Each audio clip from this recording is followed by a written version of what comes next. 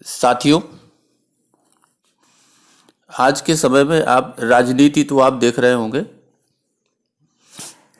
राजनीति अपनी चरम पर है। जो पार्टियां सत्ता में हैं वो आगे बढ़ रही हैं और जो विपक्ष में हैं उनका ग्राफ दिन पर दिन नीचे जा रहा है। अब ऐसी दशा में फिर से सत्ता पाने के लिए तरह तरह के हथकंडे अपनाए जा रहे हैं। साथियों, उत्तर प्रदेश में हमारे मुख्यमंत्री योगी आदित्यनाथ जी विराजमान हैं। कई लोगों को तो कहते सुनता हूं कि बाबा जी का काम है बाबागिरी करना, यहां मुख्यमंत्री के रूप में क्या कह रहे हैं। साथियों, आज हम इतिहास के आईने से योगी जी के विकास कार्यों पर नजर डालेंगे और देखेंगे कि आज तक जो भी मुख्यमंत्री रहे हैं उनकी तुलना में योगी जी ने यूपी के विकास के लिए क्या किया। साथियों, हम पहले बात करेंगे जो उत्तर प्रदेश का जो पूर्वी जिले हैं उनके विकास पर कभी किसी ने ध्यान नहीं दिया और यही कारण है कि उत्तर प्रदेश के पूर्वी जिले में लोग मजदूरी करने के लिए मुंबई, दिल्ली, पंजाब जैसे दूसरे राज्यों में आज तक भागते रहे।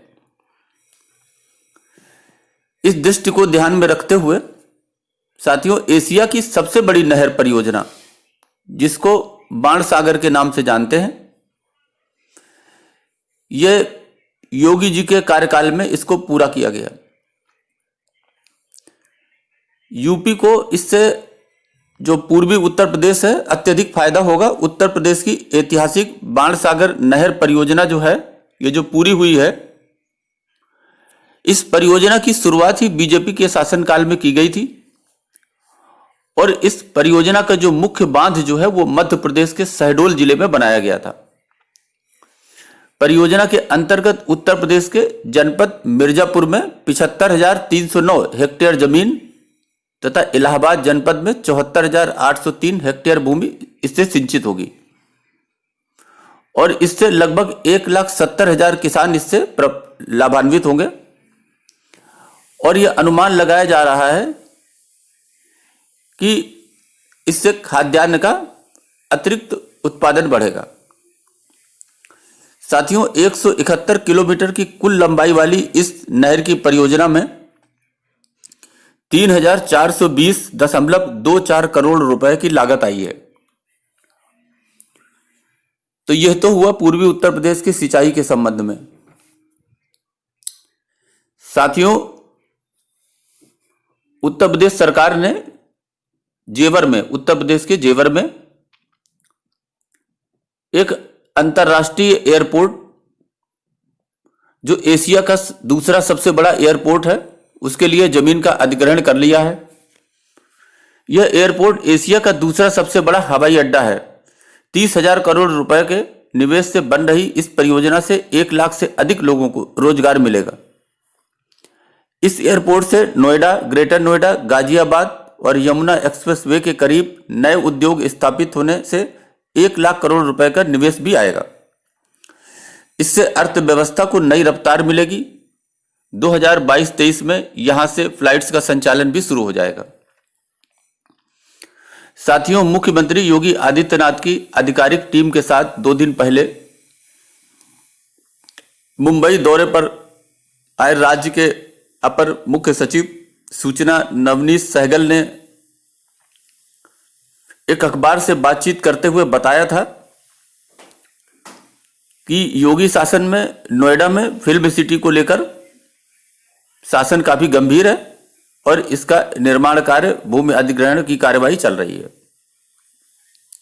साथियों, यह भी बतलाया कि नोएडा के साथ साथ पूर्वांचल में भी वाराणसी के नजदीक फिल्म सिटी बनाने की वहां पर भी काम चल रहा है। उन्होंने यह भी बताया था कि फिल्म सिटी के लिए 500 एकड़ जमीन की तलाश की जा रही है। उन्होंने संकेत दिया था कि मिर्जापुर में भी फिल्म सिटी बनने की संभावना है। ऐसा होने पर काशी का क्षेत्र फिल्म उद्योग का बड़ा केंद्र बन जाएगा। अगर ऐसा हुआ तो साथियों, देश का फिल्म का ये सबसे बड़ा सेंटर होगा उत्तर प्रदेश। जल मार्ग विकास राष्ट्रीय जल मार्ग गंगा नदी पर विश्व बैंक की सहायता से जो परियोजना है उसका उद्देश्य गंगा नदी पर वाराणसी से हल्दिया इसके बीच ट्रांसपोर्ट करना, नेविगेशन क्षमता को बढ़ाना है और इसका काम लगभग पूरा हो चुका है। गंगा में कम से कम 1500 से लेकर के 2000 टन के जहाज चलाए जा सकेंगे जिनका वाणिज्यिक उपयोग किया जा सकेगा। वर्ल्ड बैंक के आकलन के अनुसार इससे 50,000 लोगों को प्रत्यक्ष व अप्रत्यक्ष रूप से रोजगार मिल सकेगा। साथियों, अभी तक उत्तर प्रदेश एक लैंड लॉक स्टेट था, यानी समुद्री जल मार्ग से जुड़ा हुआ नहीं था, लेकिन इस परियोजना बनने के बाद में उत्तर प्रदेश इस रास्ते से समुद्री मार्ग से जल मार्ग से जुड़ गया है और समुद्री मार्ग से जुड़ना ही विकास की एक नई शुरुआत प्रदेश को मिलेगी। साथियों, आपको मालूम होगा कि Uttar Pradesh defence industrial corridor बनाने के लिए अग्रसर है और काम काफी तेजी से चल रहा है। इसमें आगरा, प्रयागराज, लखनऊ, कानपुर, झांसी, चित्रकूट यानी खास तौर से बुंदेलखंड का इलाका जो सबसे पिछड़ा इलाका माना जाता था, इस इलाके में यह देश का दूसरा डिफेंस इंडस्ट्रियल कॉरिडोर है। रक्षा उत्पादन के क्षेत्र में रणनीतिक तौर पर स्वावलंबी होने की दिशा में इस कॉरिडोर का खासा महत्व है। अंतर्राष्ट्रीय स्तर की रक्षा सामग्री और हथियारों का उत्पादन होने के साथ ही इन कॉरिडोरों के कारण क्षेत्रीय उद्योगों के विकास को भी बढ़ावा मिलेगा, जिसका सबसे ज्यादा लाभ बुंदेलखंड को मिलेगा। साथ ही उद्योग रक्षा उत्पादन के लिए ग्लोबल सप्लाई चेन के साथ भी जुड़ सकेंगे। डिफेंस कॉरिडोर के सेटअप में भारत की महत्वाकांक्षा रक्षा क्षेत्र में निर्यातक देश बनने की भी है और इस कॉरिडोर के बनने से यह क्षमता हासिल होगी। यूपीडीआईसी की योजना के तहत 6 नोड्स यानी लखनऊ, कानपुर, झांसी, आगरा, अलीगढ़, चित्रकूट हैं जो उत्तर प्रदेश के मध्य, पूर्व, पश्चिम क्षेत्र में फैला हुआ है और दिल्ली को जोड़ने वाले स्वर्णिम चतुर्भुज के साथ साथ कोलकाता एक्सप्रेसवे के नेटवर्क द्वारा भी समर्पित और सहयोगित है, जिसमें Yamuna expressway, Agra Lucknow expressway, Purvanchal expressway, Bundelkhand expressway, Gorakhpur link expressway और गंगा एक्सप्रेसवे, जिन पर काम काफी तेजी से चल रहा है। कुछ बन गई है और कुछ पूरी होने वाली है। साथियों, हवाई सेवाओं के नक्शे पर उत्तर प्रदेश को उभारने के लिए उत्तर प्रदेश सरकार ने काफी पहल की है, एक बड़ी पहल हुई है। राज्य में 7 हवाई अड्डों के विकास का काम चल रहा है और इस विकास के काम पर उत्तर प्रदेश सरकार और एयरपोर्ट अथॉरिटी के बीच एक समझौता हुआ है। इसके तहत मेरठ, मुरादाबाद, फैजाबाद, बरेली, कानपुर, इलाहाबाद और आगरा में एयरपोर्ट का विकास किया जाएगा। इसके लिए जमीन राज्य सरकार द्वारा निःशुल्क मुहैया कराएगी, जबकि निर्माण का पूरा खर्च एयरपोर्ट अथॉरिटी को उठाना पड़ेगा। साथियों, यह भी आपको मालूम होगा कि लखनऊ, कानपुर, आगरा, वाराणसी में शहर के विकास के साथ साथ, सड़कों के विकास के साथ साथ वहां पर दूसरे यातायात के साधनों के साथ मेट्रो परियोजनाओं का भी काम बड़ी तेजी से चालू है। अगर इन विकास की परियोजनाओं को देखें तो उत्तर प्रदेश सरकार का यह मानना है कि यदि उत्तर प्रदेश में ढांचागत सुविधाओं का विकास किया गया तो उत्तर प्रदेश उद्योगों का एक हब बनने में देर ना लगेगी।